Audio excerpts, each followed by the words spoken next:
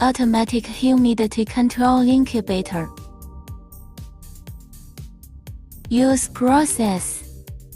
Put the base, the grate, the egg frame, the card strip in order. Put in the eggs. Close the top cover. Make sure the shaft is inserted into the egg frame slot.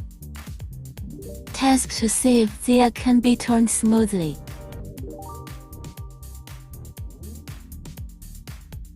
Open transparent cover and install hose assembly. Connect the power supply and turn on automatically. Direct current interface can also be used. Power on, start heating, then turning. Set required parameters. If the humidity is lower than the set value, the humidity control motor operates by itself. The motor rotates and the straw absorbs water. For about 10 minutes, water gradually fills the pipe. Water trickled into the incubator until the humidity reaches the set value. Stage leg lighting according to demand.